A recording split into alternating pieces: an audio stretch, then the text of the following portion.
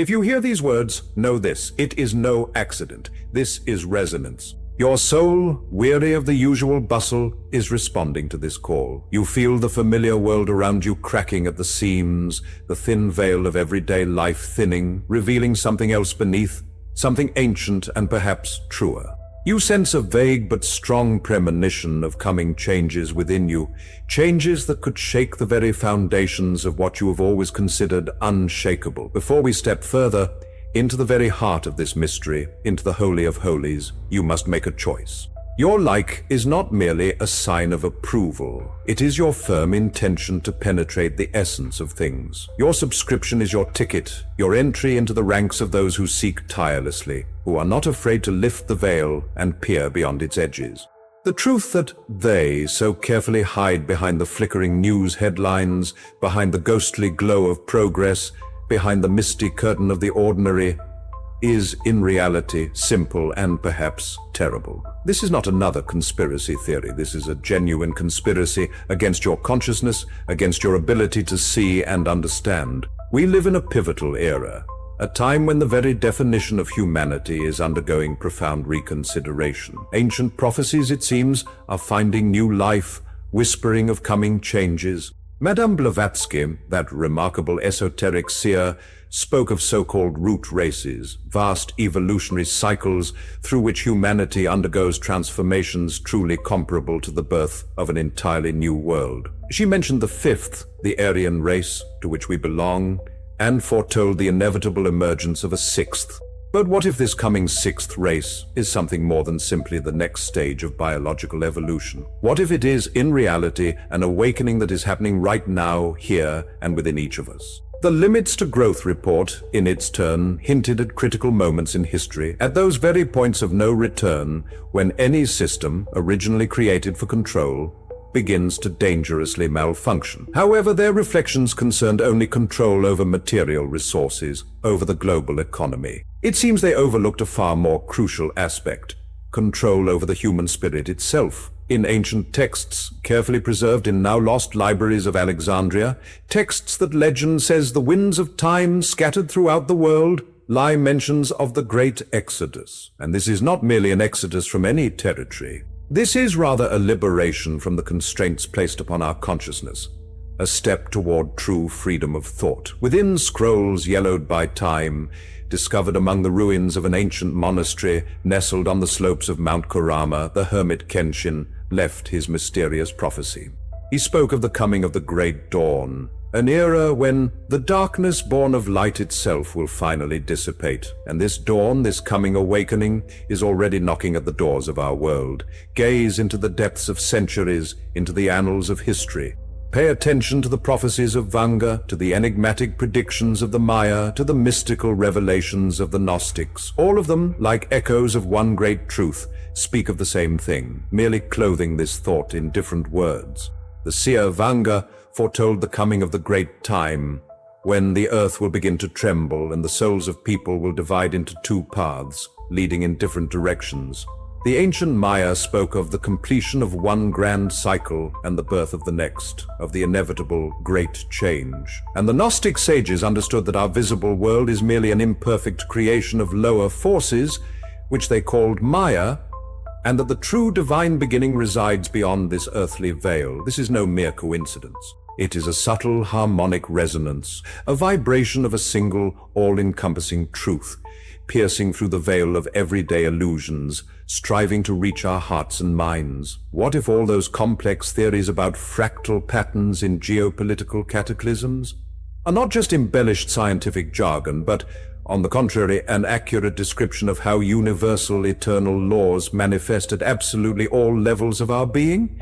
What if the very collapse of quantum uncertainty that physicists so love to discuss is merely a metaphorical expression of the moment when the collective consciousness of all humanity accumulates critical mass, forcing the very fabric of reality to undergo cardinal changes? And what if that mysterious connection of solar rhythms with the noosphere, mentioned in long-forgotten dusty treatises, is not at all the machinations of ancient astrology, but a profound intuitive understanding of how cosmic cycles are astonishingly synchronized with our inner spiritual development?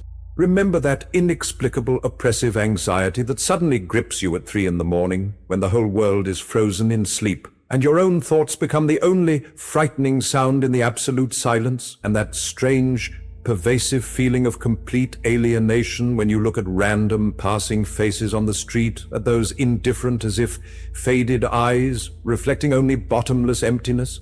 This oppressive feeling, as if you were living in a stranger's unknown body, living someone else's, completely un-yours life, and everything that surrounds you is just skillful, deceptive scenery. This is not a manifestation of banal depression, and certainly not a sign of all-consuming apathy. No, this is your own soul, fighting with its last breath for a gasp of air in this suffocating artificial matrix. This is your true inner voice, desperately screaming into the silent void, demanding, begging for long-awaited freedom. This is the harbinger of awakening. But what if all these nightmares born of our collective psyche, destructive wars, all-consuming crises, ruinous pandemics, the chilling fear of what's to come, what if they are merely shadows dancing on the walls of a cave, as the great Plato so aptly described? What if the true master, the one holding you captive, is actually lurking in your own reflection, gazing into your eyes from the mirror? What if the real enemy is your own illusion of separateness, your all-consuming fear, your profound blindness of ignorance? That crown of glass you feel upon your head is nothing but the fragility of your ego, your personality, built on the shaky foundation of self-deception. And the metallic veins pulsing beneath your skin are a manifestation of the soulless system that relentlessly consumes your energy, your very life force. The universe is not punishing humanity. It is performing a most complex cosmic surgery. It ruthlessly burns away the poison, this toxic cocktail of fear, ignorance, and blind materialism that has seeped into the very fabric of our existence. This is not the world's sunset. This is the dawn of a brand new world. A sacred dissolution, inevitable before a grand rebirth. Everything that seems like destruction to you is, in fact, a purification passing through the tapestry of being. It is nature shedding its ancient shackles, freeing itself from oppression, and consciousness breaking free from the bonds of fear and ignorance. Prophets did not see a single savior, a solitary figure destined to change the course of history. No, they saw something different, an army of awakened souls shining in unity. They saw you, each and every one of you. You are not merely a tiny particle in a magnificent prophecy. You are its living embodiment. Your awakening is not merely a moment. It is an act of creation, pulsating with the energy of life. Your power lies hidden within the depths of your consciousness. You are not just a passive observer in this grand spectacle of existence. You are a full participant. An actor whose role unfolds with every passing second, a screenwriter crafting the plot with your thoughts and deeds, and a director guiding the course of events. This Gnostic truth, which proclaims we are divine beings temporarily bound by the chains of material illusion, is no mere beautiful metaphor. It is your true, unshakable reality. That very sixth race, so passionately spoken of by Helena Blavatsky, is not simply another stage of biological evolution. It is first and foremost a qualitatively different state of consciousness.